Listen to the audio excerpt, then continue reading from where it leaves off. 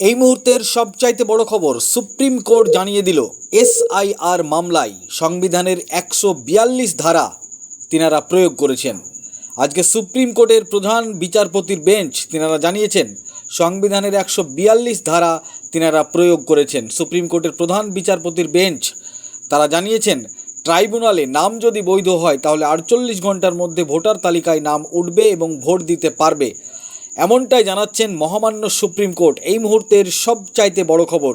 এ বিষয়ে সাংবাদিকদের সামনে কি বলেছেন লালবাগ কোর্টের বিশিষ্ট আইনজীবী মোহাম্মদ শাহজাহান আলী, শোনাবো আপনাদের।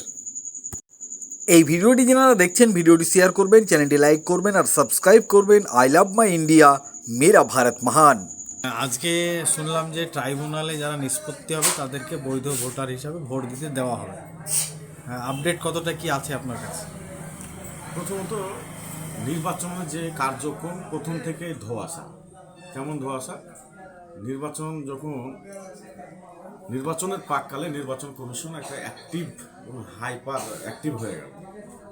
কার অর্ডারে কীভাবে হলো এটা বুঝতে খুব বেশি বুদ্ধির প্রয়োজন হয় না, কিন্তু নির্বাচন কমিশন যে কাজগুলো করছে সেখানে মানুষের হয়রানি ছাড়া কিছুই হচ্ছে না। কেমন? প্রথমত যখন তাদেরকে ভোটাধিকার বাছাই কিংবা বৈধ ভোটার বাছাইয়ের যে প্রক্রিয়া সেটা সময় টাইম টু টাইম হয়ে থাকে, সেটা করতে গিয়ে দেখা গেল হঠাৎ করে নির্বাচন কমিশন হাইপার অ্যাক্টিভ হয়ে এই কাজটা করতে গিয়ে ভুলের পর ভুল করেই বসল। কখনো লজিক্যাল ডিসক্রিপেন্সি নামে মানুষকে হয়রান। এই যে লক্ষ লক্ষ মানুষকে বাদ দেওয়া যার মূল টার্গেট, যাদেরকে বাদ দেওয়া হলো তাদেরকে সঠিক প্রকারে কোথায় গেলে তারা সুরাহা পাবে সেটা বলা হলো না।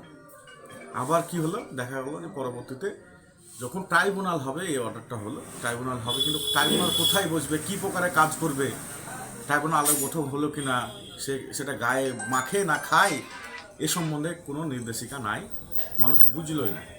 পরবর্তীতে আবার দেখা গেল যখন ট্রাইব্যুনালে অ্যাপিল করতে হবে বলা হলো, কিন্তু অ্যাপিলটা কীভাবে করবে, অনলাইন না অফলাইন, কোথায় গিয়ে করতে হবে সে সম্বন্ধে নির্দিষ্ট নেই।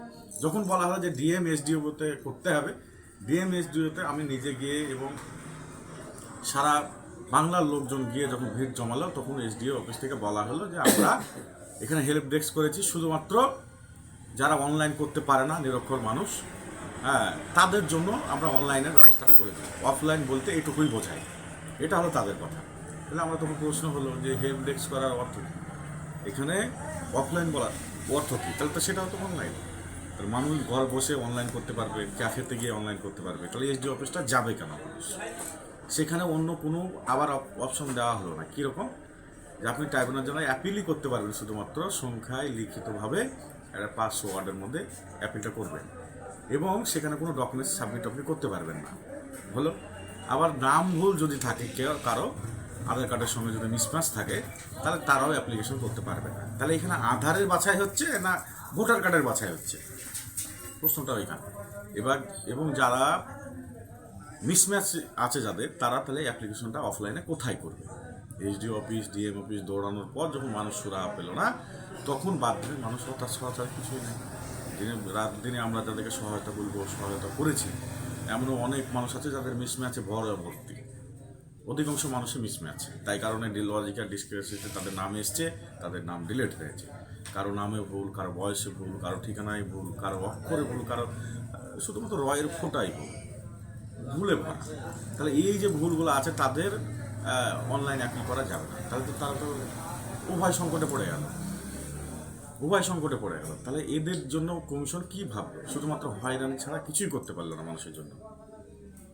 এবং লেটেস্ট যে আপডেটটা আজকে, সেটা হলো সুপ্রিম কোর্ট বললে যে যারা বৈধ ভোটার, যাদের এই যে প্রক্রিয়াগুলো চলছে ঝাড়াই বাছাই, এই প্রক্রিয়ায় যাদের নাম উঠে আসবে তারা সবাই ভোট দিতে পাবে।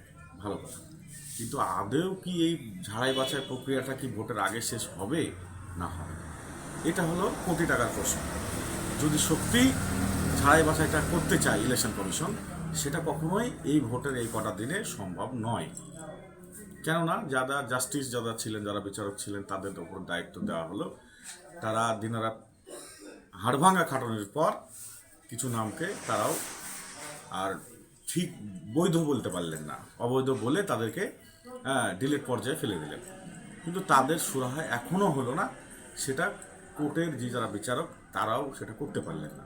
কিন্তু এরা আদৌ ভোটাধিকার এদের মানে প্রাপ্য, এদের 14 পিঢ়ি ভোট দিয়ে আসছে, এরা এদেশের বাসিন্দা। যারা রোহিঙ্গা চাচায়, রোহিঙ্গা একটাও কিন্তু ধরা পড়েনি। কারণ কেন জানেন?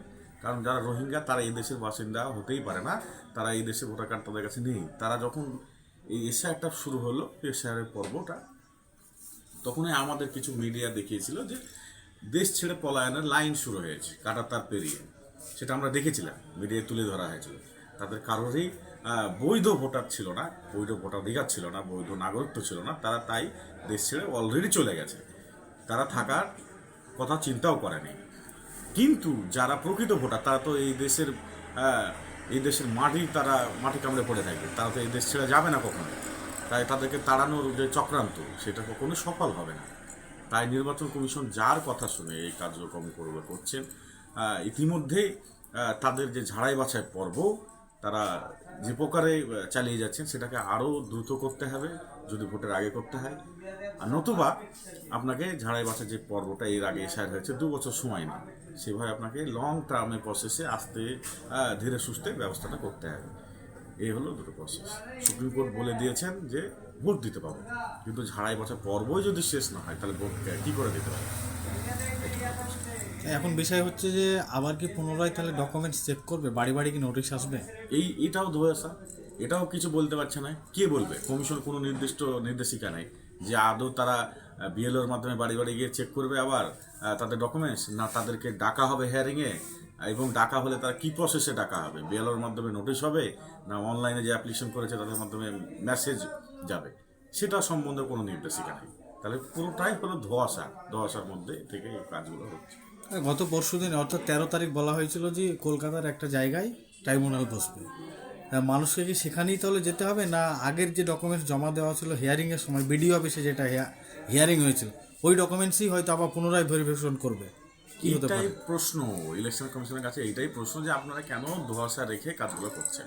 মানুষকে নির্দিষ্ট নির্দেশিকা না হলে মানুষ তো যেভাবে হতাশায় ভুগছে, তারা দ্বিধাগ্রস্ত, কোথায় গেলে তারা সুরাহা পাবে? সেই সুরাহাটা যদি আপনি না দিতে পারেন, কিংবা দিতে পারলেও সময় লাগবে আপনার, সেক্ষেত্রে আপনাকে স্পষ্ট নির্দেশিকা দিতে হবে যে কোথায় যেতে হবে, কিভাবে যেতে হবে, এবং আপনারা ডাকবেন না তাদেরকে নিজে স্বেচ্ছায় যেতে হবে। এ সম্বন্ধে নির্দেশিকাটা খুবই প্রয়োজন। ইলেকশন কমিশনকে অবিলম্বে এই নির্দেশিকাগুলো জারি করতে হবে, নাহলে মানুষ হয়রানির মধ্যে আছে। আপনার নাম এবং পরিচয়? আমি অ্যাডভোকেট শাহজাহান আলী, লালবাগ কোর্ট, বর্তমানে জনতা উন্নয়ন পার্টির প্রেসিডেন্ট, ভগবানগোলা 2 নম্বর ব্লক।